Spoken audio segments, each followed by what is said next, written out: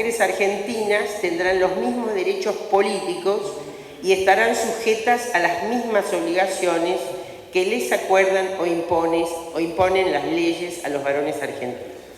Hay un artículo tercero que no lo voy a comentar, pero que estaría bueno para el candidato Pichetto, no lo voy a leer ahora, pero el artículo cuarto de esa ley 13010 dice que el PEN, dentro de los 18 meses de promulgada la presente ley, procederá a empadronar, confeccionar e imprimir el padrón electoral femenino de la nación, en la misma forma que se ha hecho el padrón de varones. El PEN podrá ampliar ese plazo a 6 meses. Firman esa ley Quijano y Guardo. Quiero decir con esta introducción que estoy haciendo que de alguna manera la peli Las muchachas que vamos a ver en el segundo bloque de este evento está asociada a esa ley 13010. Ya lo veremos, dejo la intriga puesta, porque como son todos jóvenes nadie se acuerda de esas cosas ni las vivió.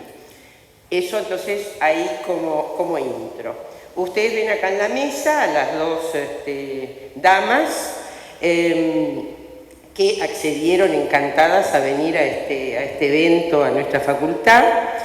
Y digo, todo ello gracias por supuesto. Primero a Judith Said, que es la que está de color coral.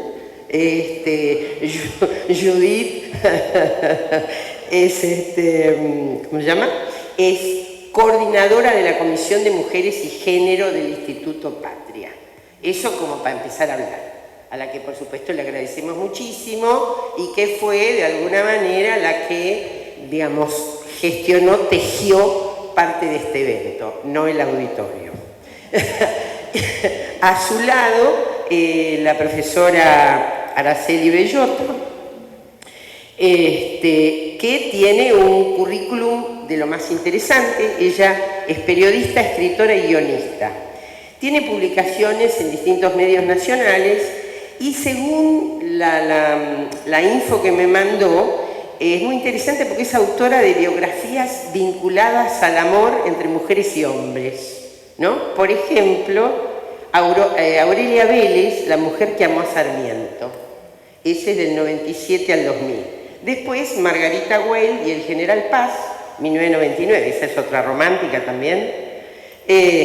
Julieta Lanteri, La pasión de una mujer, que es del 2001.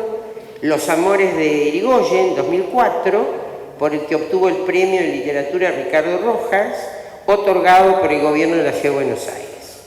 Las mujeres de Perón, 2005. Eva Perón, abanderada a los humildes, 2008. Eva y Cristina, La razón de sus vidas, 2012. Escribió también el libro de cómics para niños, Sarmiento para principiantes, en el año 98. O sea, profusa producción de la profesora Araceli Bellotto. La compañera fue vicepresidenta del Instituto Nacional de Revisionismo Histórico Manuel Dorrego, directora del Complejo Museográfico Provincial Enrique Udaondo, con asiento en Luján, provincia de Buenos Aires, del Museo Histórico Nacional y directora nacional de Patrimonio y Museos del Ministerio de Cultura de la Nación. Fue también coordinadora general del Instituto Juan Domingo Perón, de Estudios e Investigaciones Históricas y Sociales y Políticas de la Secretaría de Cultura de la Nación. Y, no, la última, muy importante, de momento no me la voy a perder. Es referente de la agrupación 19 de febrero de Francisco Álvarez Moreno y ha sido concejal electa del Frente de Todos en el municipio de Moreno en las recientes elecciones. No me la podía perder esa, y además yo creo que ella tampoco quería que la dejara decir. Bueno, este es el libro. Suponíamos que Galerna tenía que estar acá con su mesita, por lo menos pueden verlo. Va a llegar, todo llega. Y bueno, bien, hasta acá, digamos, las presentaciones. Obviamente miles de agradecimientos a la facultad, a la compañera vicedecana Ana Catalano, que monitoreó todo esto, Mercedes de Pino. ¿Dónde estás, Mercedes? Ahí, Merce, que tejió. Ella es la que tiene la agenda, ¿no? Mueve agenda. Y, por supuesto, los compañeros de la UES, que hacen el aguante también. El UES, para quienes no son de la facultad, es una de las agrupaciones estudiantiles de la Facultad de Ciencias Sociales. ¿Qué, querida? Ah, bueno, y tiene la presidencia de asiento, ¿está claro? Bien. Bueno, o sea, nos faltan 200, pero acá está lo mejor, ¿no? Bueno, y por fin, para quienes no me conocen, soy Felicitas Elías y coordino esta cátedra abierta Eva Perón, que para responder ya las preguntas de muchos y muchas, el año que viene vamos a tener una actividad sistemática dentro de la facultad. Hasta ahora hemos hecho idas y venidas, bueno, probando, intercambiando, construyendo, así que bueno, ahí vamos. Por supuesto le agradecemos a Judith, a Araceli, que está ahí, dale que va con la editorial, y a Alejandra Marino y a Graciela Massa, que ellas vienen para la segunda tanda, después del pochoclo. Bueno, gracias Felicita, gracias Mercedes, gracias Ana por darnos este espacio. Hacen ustedes ahí, hablando de las mujeres, ¿viste? Vinieron a hacer acá una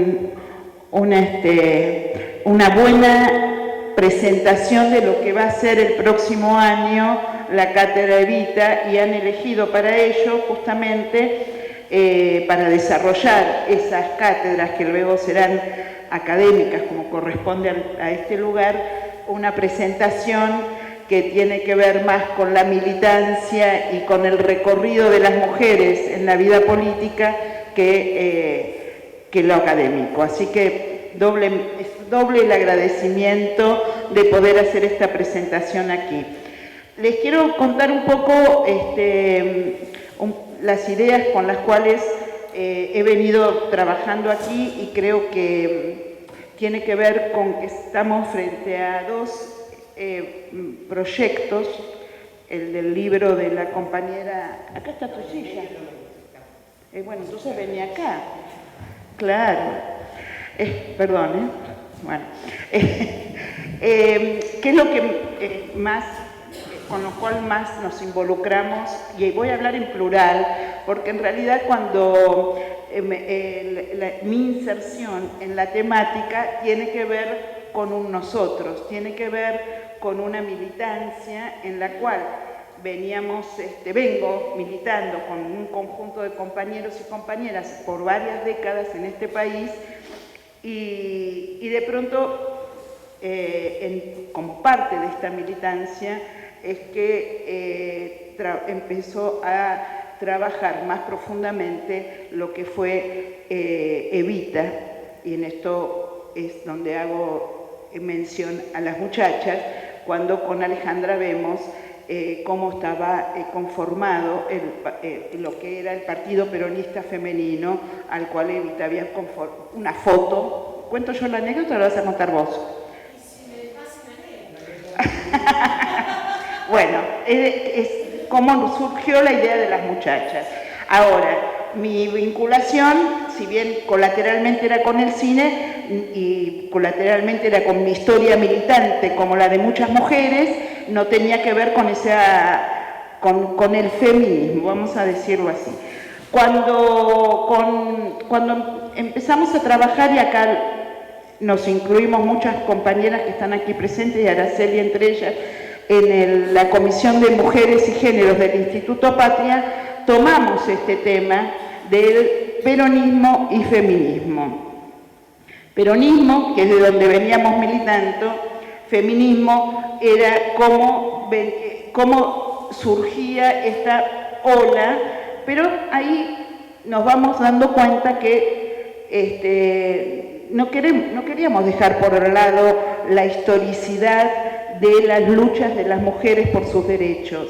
Evita, que todos más o menos ya conocían cómo había sido su proceso de irrupción con los derechos de las mujeres, venía conflictuado en el sentido si era feminista, si venía a los derechos desde la mirada del general Perón, y de ahí me voy a detener después en las partes de su discurso, en donde hacía mención a eso, pero y tampoco voy a intervenir en lo que va a ser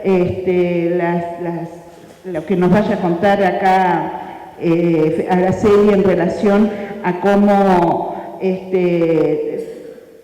resolver que no es una contradicción, y bueno, de hecho si el libro se llama así, ya está resuelto, pero claramente es interesante que veamos por qué llega a eso, ¿no? Bueno, entonces, como les decía, nosotras veníamos también de una historia militante. Esta historia militante que teníamos nos incluía en un proyecto político que no diferenciábamos, no hacíamos hincapié en algunas de las referencias sectoriales o en este caso del feminismo. Digamos, nuestro proyecto por la justicia social, por la inclusión, por la igualdad, no hacía un especial hincapié en eso. Tuvimos que tener un proceso para darnos cuenta que en realidad también nosotras éramos feministas, pero enmarcadas en ese proyecto político o con esas identidades partidarias o movimentistas que teníamos.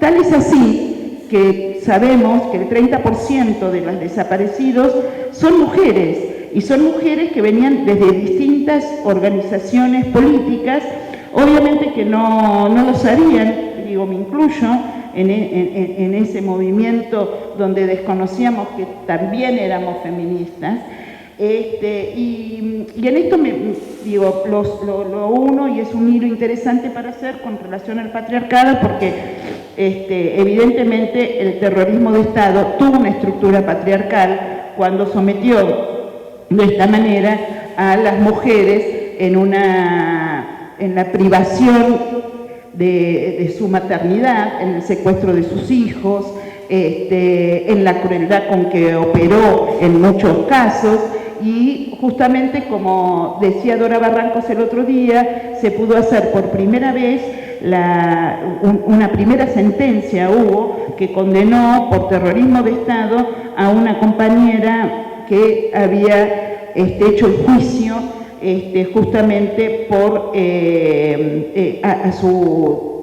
al represor en su carácter de violador, ¿no? Este es un caso de Mar del Plata, de Marta García, que estuvo secuestrada en la cueva en Mar del Plata, y se pudo condenar al represor también por haber sido violador. Y creo que en eso también se dio un cambio importante. Y todo esto viene a cuento de que el libro que estamos presentando, porque tengo que hablar del libro, trae este hilo histórico, trae una historia. Por eso digo, habla de la colonia, habla de cuando de cómo sometieron a las mujeres, habla también de que las mujeres eran las fuertes. Primitivamente la fuerza la tenían las mujeres, y esto por eso es interesante que después lean bien el libro, para que vean, esto está en los primeros capítulos, porque es interesante ver cómo de pronto en el capitalismo esto se va transfigurando en un sometimiento a las mujeres como débiles, cuando eran las fortalezas las que no solamente que trabajaban en la tierra, tenían hijos y demás, sino también eran las que sobrevivían más a los hombres en ese trabajo físico. Entonces, por eso es importante que sepan, que mantengamos ese hilo histórico, porque hoy estamos en unas luchas, por el lugar de las mujeres, por la visibilización de las mujeres, por los cargos políticos de las mujeres, y también en América Latina se está luchando a brazo partido contra una represión que viene de nuevo a dominar y viene de nuevo a someter a las mujeres, porque veamos cómo se han ensañado con las mujeres en Bolivia, en Chile, en Ecuador con el exilio de la concejala. Bueno, me parece que esto viene a cuento de que toda inscripción política tiene una historicidad, y de esto es de lo que tratamos de comunicar desde distintos lugares. En este caso, cuando hablamos de paridad, también estamos hablando de que no solo de una ley, sino que estamos hablando de que las mujeres tengan un lugar real en la construcción política, que tengan también un lugar real en las decisiones donde se van a decidir las políticas, porque evidentemente, claramente somos las que podemos llevar adelante distintas tareas, y de hecho lo hacemos, pero también que las decisiones no dependan solamente de los hombres que nos digan. Y en esto también es importante ver el proceso que se hace con la lectura de los discursos de Evita, porque nosotros podemos leerlos a esos discursos como es Evita, digamos, frente a los trabajadores, frente a las mujeres en el Partido Peronista Femenino, y sin llamarse feminismo, y además diciendo que viene en nombre del general Perón.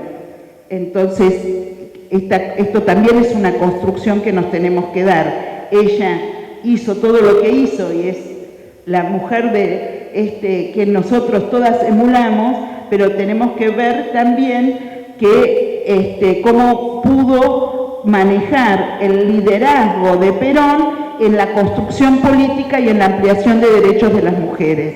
Y esto me parece que hay que traerlo también a nuestro presente. Bueno, a nuestro presente porque, bueno, justamente el tema de la única convicción que tenemos en todos los feminismos, que hay varios, es la de derrocar el patriarcado. Y para esto tenemos que saber cuál es la esencia del patriarcado y por qué nos fue dominando por distintas etapas aquí. Yo me voy a permitir también, no sé si introducirla a la lectura del libro con algunas de las cuestiones que subrayé algunas cosas en el libro, como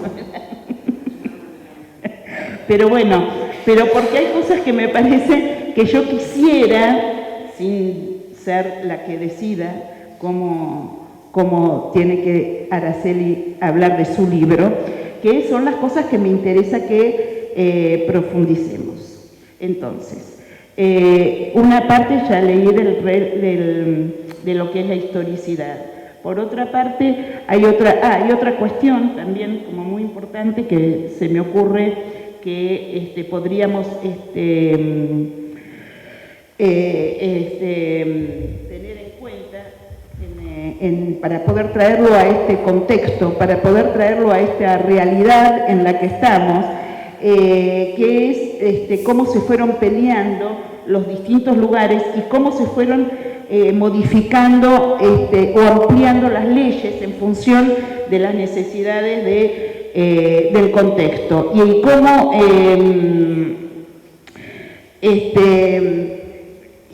es hoy nuestra lucha para que realmente los feminismos sean producto de una construcción política. Por eso creo que es el nombre de esta charla, no productos de solamente algunas demandas que aún legítimas pueden desvirtuarnos, que tengan que ser parte de nuestras políticas.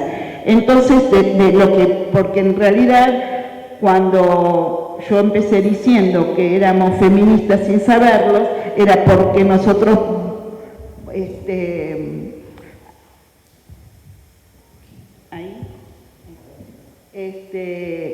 cuando dije esto de que lo éramos sin saberlo, era justamente porque hoy feminismo somos todas, sin excepción, pero también con una impronta política y una impronta en la construcción política, porque el feminismo es igualdad.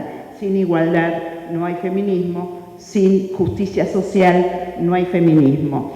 Y entonces voy a leer una frasecita de la compañera Eva Perón en uno de sus discursos, porque me parece que frente a lo que estamos viviendo en este contexto, y a nivel nacional y a nivel regional, viene a cuento.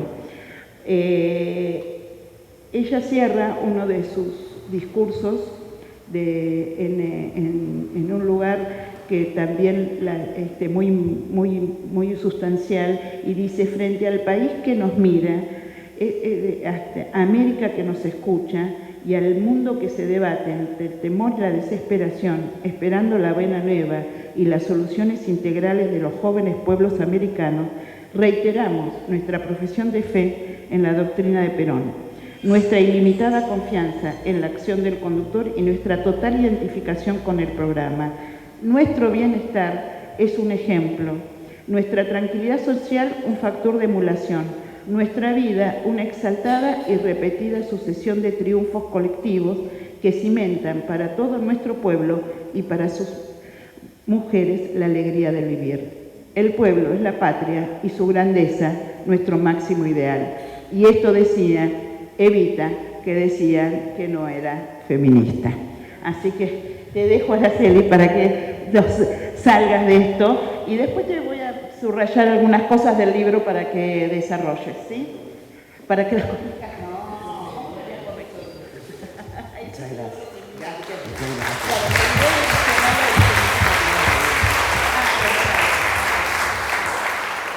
Bueno, buenas tardes a todas y a todos. Muchísimas gracias por la invitación. Te vamos a invitar varias veces más. Pero con mucho gusto. Este libro creo que el mío es el número 11. Y la verdad que me pasó con este libro algo que no me pasó con ninguno de los otros, porque me pasaba que lo iba escribiendo y al mismo tiempo lo iba construyendo en la realidad. Y esto muy pocas veces pasa, sobre todo si sos historiadora. No pude estar en los tiempos de Aurelia Vélez y Sarmiento, ni en los de Irigoyen, ni en los de General Paz y Margarita Güell. Pero con este libro me sucedió eso, porque en verdad es fruto de casi toda mi vida, pero además también es fruto de los 4 últimos años desgraciados que hemos vivido, y que en medio de esa desgracia yo tuve la suerte de poder encontrarme con compañeras en el Instituto Patria, donde nos juntamos a pensar, nos juntamos a reflexionar, pero sobre todo nos juntamos para abrazarnos, porque era como muy dura la realidad que nos tocaba. De manera que digo, es toda mi vida, porque yo pertenezco a la generación del regreso a la democracia. Y en verdad yo me incorporé al peronismo sabiendo absolutamente, con toda la conciencia, que era feminista. Solo que me pasaba que cuando llegaba a ámbitos peronistas me decían: no puede ser peronista y feminista. Y cuando llegaba a ámbitos feministas me decían: no, lo mismo, pero al revés. Y yo decía: pero yo puedo. De manera que esa contradicción que se heredó durante generaciones de mujeres peronistas, sobre todo, a partir del regreso a la democracia empezó a menguar. A nosotras nos era natural ser peronista y feminista, y es más, no podía comprender que hubiera peronistas que se dijeran que no eran feministas. Y entonces ahí empezó un largo camino de pensamiento, pero también de militancia, y también de búsqueda teórica. Y cuando en estos últimos 4 años desde el Patria comenzamos a hacer el seminario Peronismo y Feminismo, que nos llevó a recorrer casi todo el país, y buena parte del conurbano y de la provincia de Buenos Aires, ahí empezaron a aparecer cantidad de contradicciones que las expresaban las mismas compañeras, que nos interpelaban a que les estábamos dando el seminario, y por eso ese seminario que se dio durante 3 años, ¿no? O sea, fue mutando, porque fue mutando la realidad, porque fue lucha en el peronismo, pero también en el feminismo, y por lo tanto nos iba interpelando en búsqueda de la teoría también. Ustedes saben que hay muchos feminismos. Y a mí me parecía que faltaba sistematizar lo que llamamos feminismo nacional y popular. Y que en verdad tiene que ver con el pensamiento nacional. Cuando a Arturo Jauretche se le preguntaba qué es el pensamiento nacional, Arturo Jauretche contestaba: es lo universal visto por nuestros ojos. Que a mí me parece una definición brillante porque aleja de cualquier nacionalismo barato, cualquier chauvinismo, cualquier recorte en ese sentido. Y me pasaba también que, si los invito que lo hagan, pongan en Google historia del feminismo y como definición que va a salir que el feminismo nació con la Revolución Francesa, cuando se publicó la Declaración de los Derechos del Hombre y del Ciudadano, y que era literalmente así, porque no comprendían las mujeres, y que cuando las mujeres quisieron hacer la Declaración de las Mujeres y las Ciudadanas, muchas de ellas terminaron en la guillotina, Olivia de Bush y sus compañeras, etc. Eso fue el nacimiento del feminismo liberal, como de esa revolución nacieron las revoluciones liberales también en esta tierra y demás.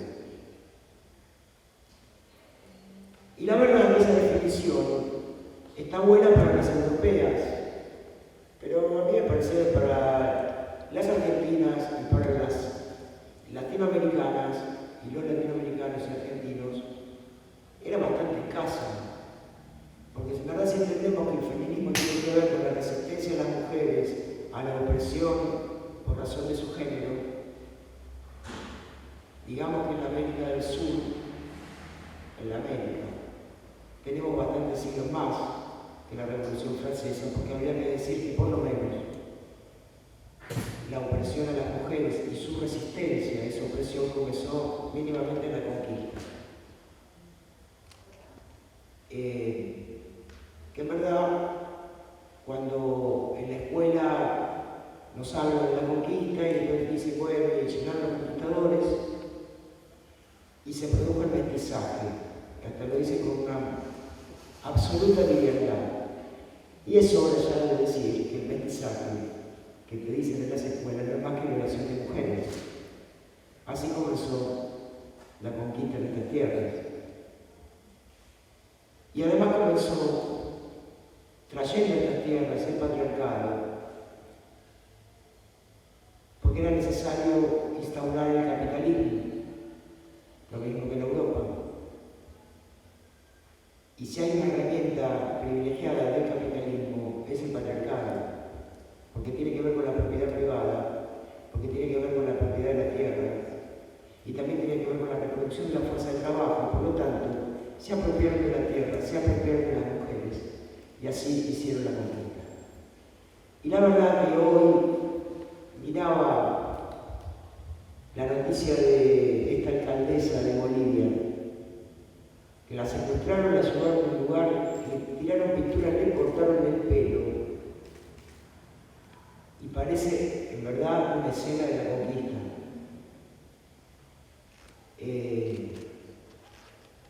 Y por eso me parece que, dado los tiempos que nos tocan, más allá de una necesidad teórica, es una necesidad política.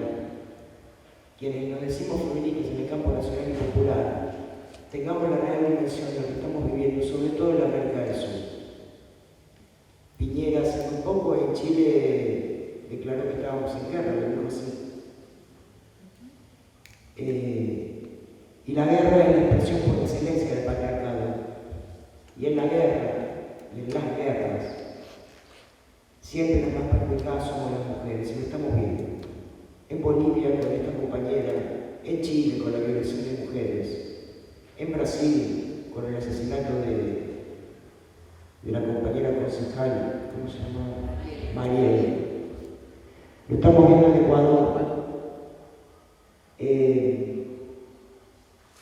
Entonces me parece que es como de enorme importancia cuando hablemos de feminismo nacional y popular tengamos esta conciencia, porque estamos luchando, cuando hablamos de luchar porque se caiga el patriarcado, estamos hablando también del tema de la igualdad, del tema de la justicia social, del tema de la soberanía y del tema de la independencia. Y esta es la propuesta del libro.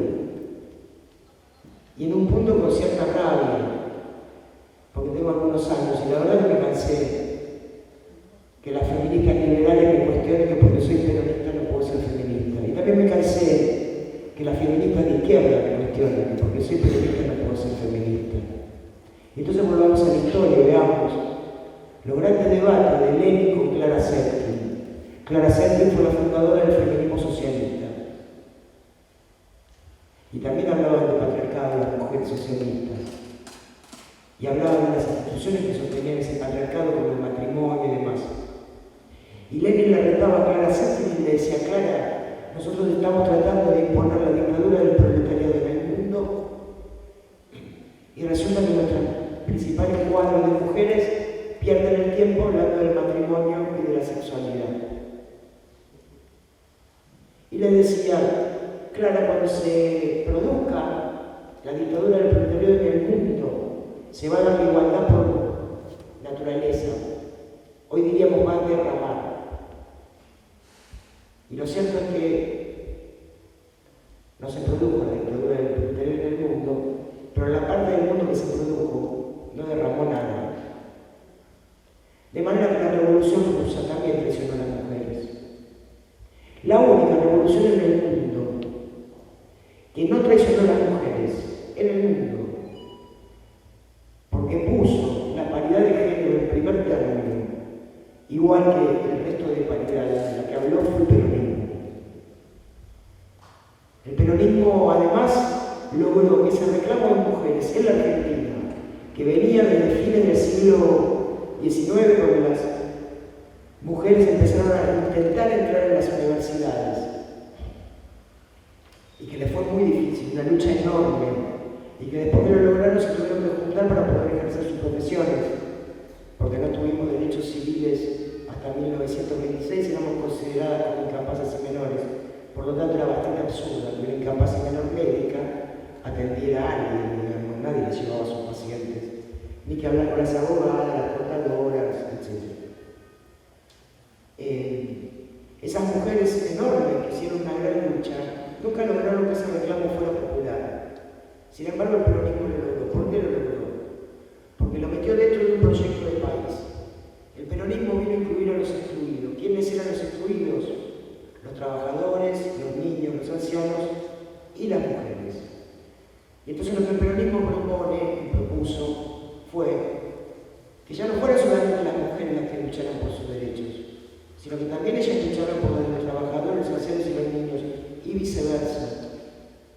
Y por esa razón entonces, por primera vez, el tema del género, el tema de la igualdad del género, tuvo una dimensión popular, que hasta entonces no la había tenido. Pero además no solamente hizo eso el peronismo. El peronismo fundó un partido peronista femenino, solo de mujeres, único en el mundo.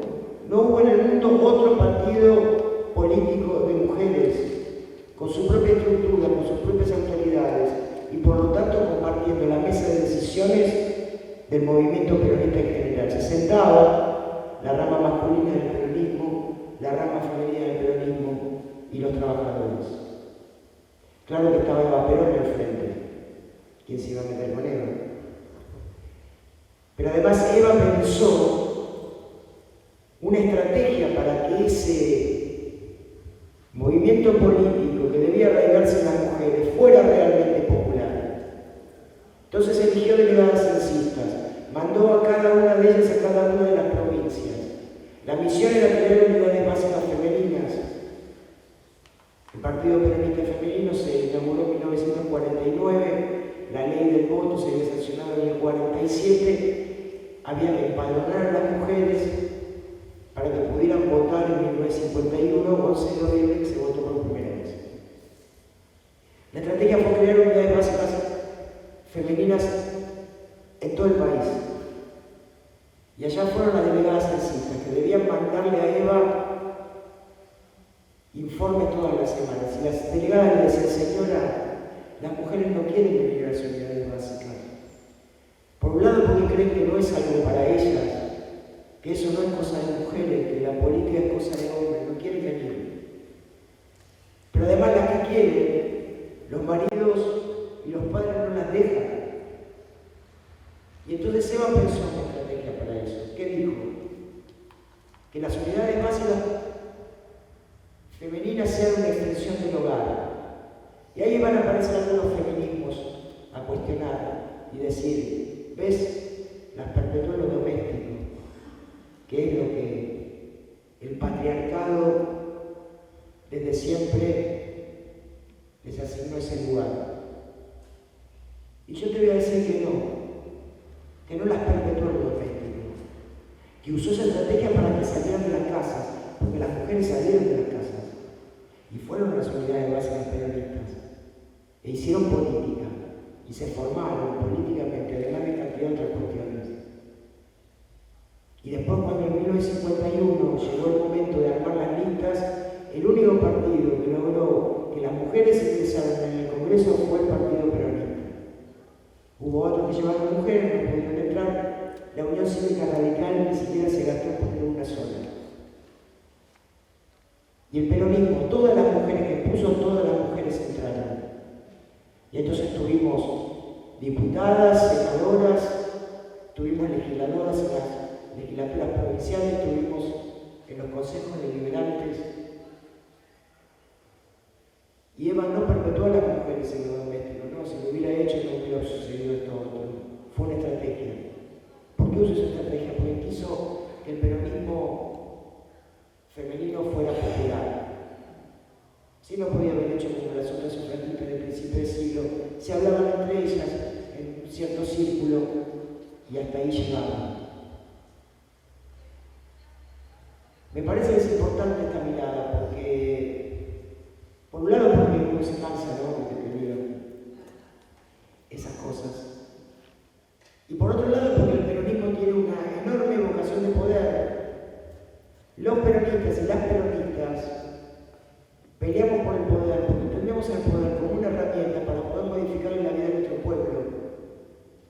Por lo tanto, las peronistas que somos feministas, queremos el poder para lo mismo. Y sobre todo para lograr esa paridad de género que nos deben. Y que ya no es una cuestión solamente teórica de decir: ay, nos deben. O no es solamente una cuestión de la foto donde se ven todo tipo y por ahí una mujer, como hemos visto hace muy poquito en Tucumán. No. Tiene que ver porque nos matan. Tiene que ver porque las mujeres en los barrios las golpean y las matan y las violan. Y entonces acá viene otra de las patas del peronismo nacional y popular que estamos proponiendo. Y que sobre todo lo descubrís cuando pateás los barrios y cuando te encontrás con las mujeres de carne y hueso de los barrios, de las provincias. Donde por ahí las encontrás y te dicen que no están de acuerdo con el aborto. ¿Y qué hacemos con esas mujeres? Le decís: no, no son peronistas, ni son feministas. Ah, no, tienen absoluta conciencia de la opresión que sufren. Las matan a palos, las violan, cargan con todas las tareas de cuidado y putean por eso, porque están hartas. Pero algunas son religiosas y no quieren, no están de acuerdo con el aborto. Herencia también de la conquista. ¿Qué vamos a hacer? Así las cosas. ¿Qué hacemos con esas mujeres? ¿Las echamos? ¿O aprendemos de su experiencia y de su construcción comunitaria? Porque es lo que hacen entre ellas. Se ayudan entre ellas, se bancan entre ellas. ¿Y le vas a decir que no es feminista? Yo no puedo hacer eso. Lo aprendí no hace mucho. Si me agarraba 3 años antes te decía: no, bla, bla, bla, bla. Pero resulta que se me ocurrió volver a mi territorio, hacer militancia territorial, cosa que nunca había hecho antes. Después que perdimos las elecciones entendí que debía militar donde vivo. Y empecé a ir a los barrios. Y sabés cómo se me fue mucha de la teoría al demonio. Y empecé a aprender otras cosas. Y también aprendimos, con esto voy a terminar, sí, con esto voy a terminar, porque les quiero contar brevemente esa experiencia territorial, porque se ha convertido sin querer en una prueba de que es posible construir de una forma feminista y peronista con algunas condiciones. Y creo que la principal condición de esa construcción, ¿saben cuál es? Es la solidaridad entre nosotras, que hoy el feminismo llama sororidad. En Moreno armamos una lista de mujeres, porque no los demás sectores del peronismo le hacen los varones, no quisieron sumarse. Porque queríamos paso en el territorio, porque el intendente que era nuestro no tenía una gestión feliz y temíamos perder el municipio. Nos juntamos las mujeres para pedir paso, los varones no se atrevieron, quedamos solas. Nadie daba las manos por nosotros, logramos que se den las pasos. Cuando se abren las pasos resulta que se presentan 12 listas, 12, de las cuales se aceptan 7. Teníamos que competir nosotras, donde se incorporaron también otros varones, nuestros compañeros, con otras 6 listas. No teníamos un mango, competíamos contra el aparato municipal que tenía todo el dinero, toda la publicidad, todo. No daban las manos por nosotros y dijeron, déjenlas. Ganamos las pasos. Y cuando ganamos las pasos, las ganamos de tal manera que ni siquiera el resto de listas pudieron alcanzar el piso para poder poner la minoría. Y después, por supuesto, ganamos las elecciones generales y por primera vez en Moreno habrá una intendenta mujer. ¡Moreno!